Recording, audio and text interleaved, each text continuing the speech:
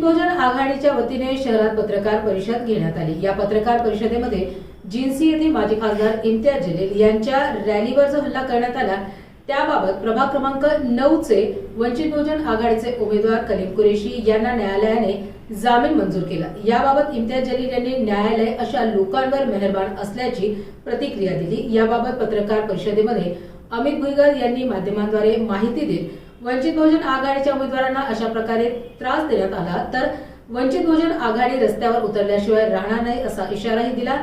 यावेळी कलीम कुरेशी व अफसर खान देखील उपस्थित होते। आघाडीचे प्रभाग क्रमांक 9 चे उमेदवार वंचित बहुजन आघाडीचे कलीम कुरेशी यांच्यावर 2 दिवसापूर्वी पोलीस प्रशासनावर दबाव आणून त्या ठिकाणी गुन्हे दाखल करण्यात आले। त्याचबरोबर काही आणखी आमच्या मुस्लिम बांधवांवर 20-25 मुलांवर गुन्हे दाखल करण्यात आले, त्यांना अरेस्ट केलंय, त्यांना सेंट्रल जेललाही पाठवण्यात आलेलं आहे। त्यानंतर आमचे उमेदवार हे माननीय न्यायालयात गेले।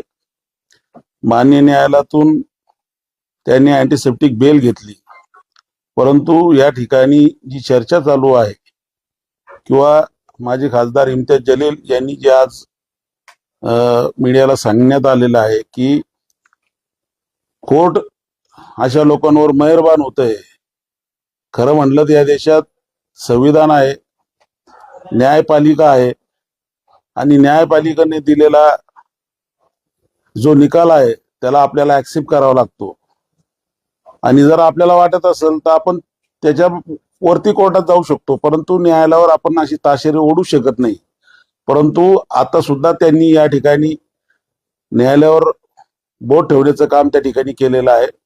मला आपल्या माध्यमातून एवढं सांगायचं आहे की पोलीस प्रशासनावर वारंवार जर दबाव आणत असेल आणि आमच्या उमेदवाराला त्या ठिकाणून लढण्यासाठी रोखण्याचा प्रयत्न जर होत असेल, मी या ठिकाणी आवाहन करतो की ज्या मुस्लिम बांधवांना, अनेक मुस्लिम बांधव आहे की ज्यांना त्या ठिकाणी अरेस्ट करण्यात आलेले, आता त्यांना सेंट्रल जेलला पाठवले, त्यांची बेल किमान इलेक्शन होईपर्यंत होणार नाही। मी आपल्याला आपल्या माध्यमातून एवढं सांगेन की वंचित बहुजन आघाडी बी जसं तुम्ही मोर्चा काढण्याची भाषा करत असाल तर वंचित बहुजन आघाडी बी रस्त्यावर उतरत, संपूर्ण आंबेडकर चळवळ रस्त्यावर उतरत आणि या ठिकाणी पोलीस प्रशासनावर आपण जे दबाव आणत असेल ते कदापि खपून घेतला जाणार नाही। पोलीस प्रशासन सुद्धा त्या ठिकाणी शेवटच्या बेलचं जे प्रक्रिया चालू होती कोर्टात, शेवटच्या टायमाला येऊन त्या ठिकाणी 110 सारखी एक कलम त्या ठिकाणी ऍड करण्यात आलेली आहे, ती सुद्धा त्या ठिकाणी लावून यांना बेल मिळू नये या पद्धतीने पोलीस प्रशासनाने काम केलेलं आहे। परंतु मान्य न्यायालयाचा जो निकाल आहे तो आम्हाला मान्य आहे। मान्य न्यायालयाने यांना अँटीसेप्टिक बेल दिलेली आहे। माझं एवढंच आव्हान आहे की या ठिकाणी आमच्या वंचित बहुजन आघाडीच्या उमेदवाराला कोणीही खोटे नाटे गुन्हे दाखल करून अटकवण्याचा प्रयत्न जर केला तर वंचित बहुजन आघाडी सुद्धा रस्त्यावर उतरल्याशिवाय राहणार नाही।